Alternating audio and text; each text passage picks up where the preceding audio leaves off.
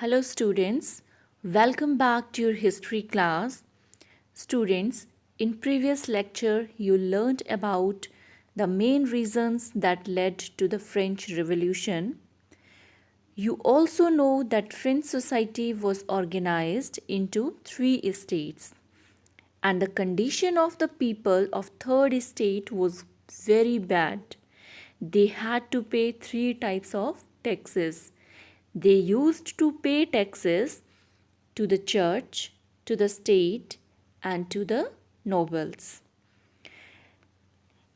In this picture, the artist has portrayed the nobleman as a spider and the peasant as a fly.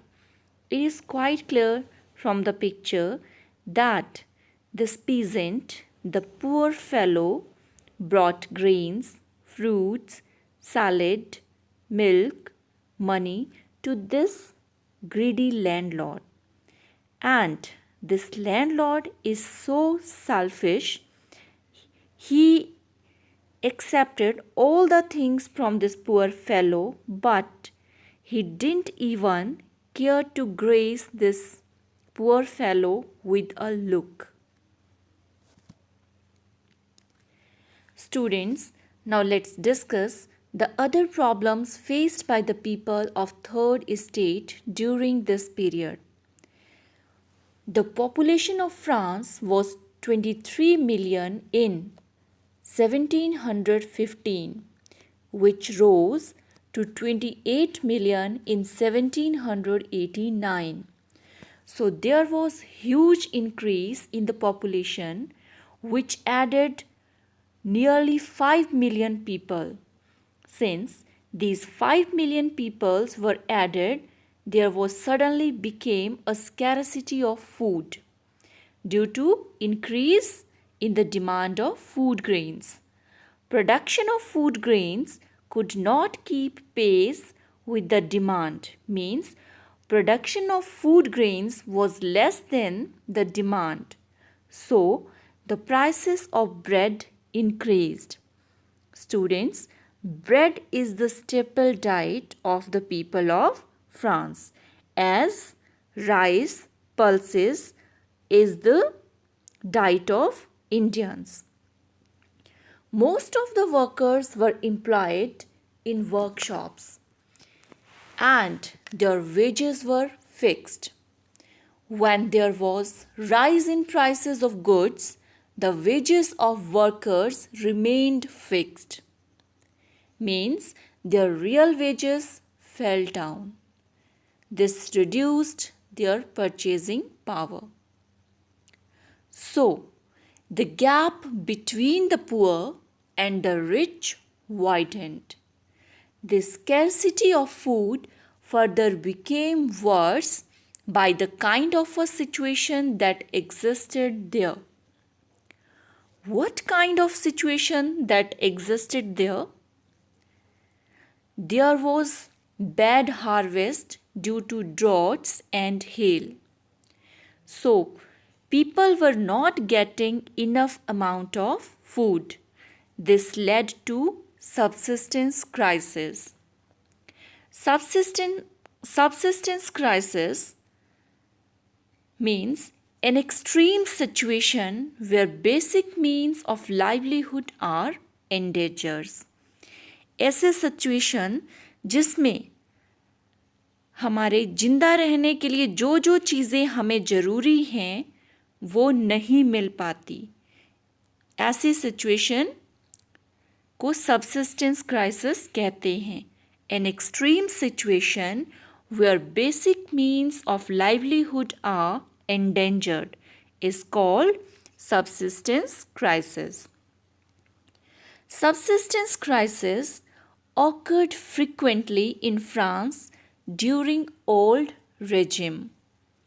Old regime means political and social system of France before the French Revolution.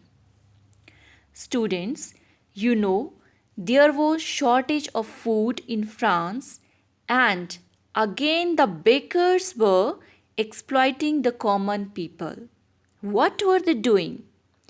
They were hoarding the bread which increased the prices artificially because they were keeping the stock with them and not letting it out in the market.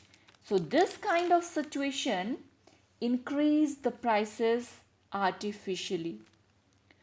All this further added to existing scarcity of food.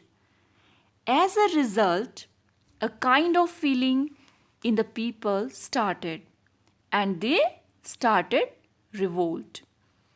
Now this revolt was mainly due to scarcity of food, weak bodies, higher death rates, and higher prices of goods that they had to pay.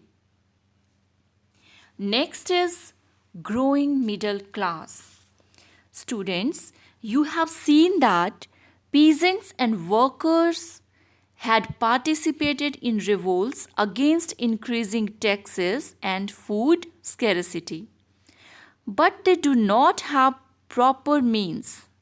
They do not have proper methods, and they were not able to bring change in the society. Now, the task of bringing change in the French society was left to those groups within the third estate who were prosperous and were educated and had new ideas.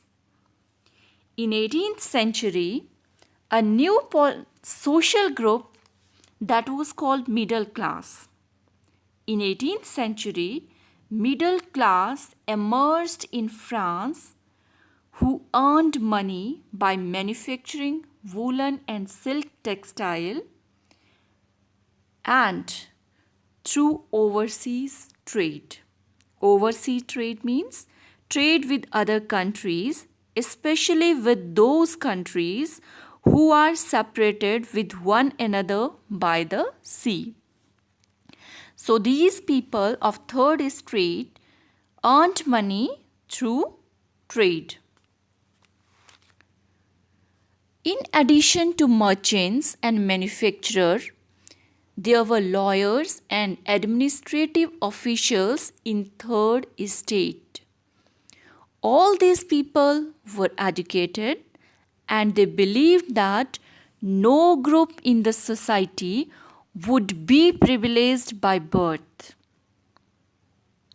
Rather, a person's social position must depend on merit. Some of the scholars during that time were John Locke, Rousseau, and Montesquieu. John Locke, in his book Two Treatises of Government, completely proved that the doctrine of divine and absolute right of monarch were incorrect. He said that God had not given the right to the king.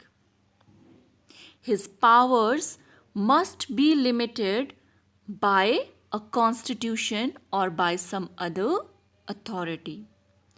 So the idea was that no privileges would be given by birth. All the privileges would be given by the labor you put in. Means that merit would become primary and not the privileged society. Next philosopher or thinker during this period was Rousseau. He talked about a type of society which is based on social contract that should be between the people and their representatives. It was like the principle of modern democracy. Montesquieu wrote in the book Spirit of Laws. In that book, he proposed that power should be divided into three organs of the government. The power should be divided into the legislature, the executive, and the judiciary. Now, this is the idea, this is the concept used in India. You have legislature, you have executive and judiciary. That is into power in our country. So, when we talk about Constitution of India in political science, we refer the ideas of these philosophers. Students, now you have a very clear picture in your mind that none of the subjects in social science is individual. There is a kind of huge interlinkages between all the subjects. Students, the model of government suggested by Montesquieu was put into force in USA in 13 colonies which got independence from Britain with the help of France.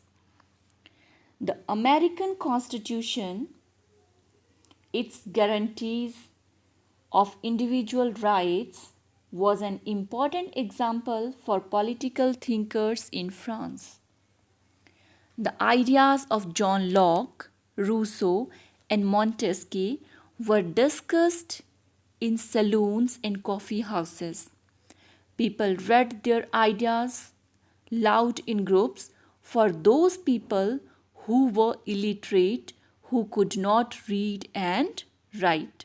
Students, we will continue this in next video.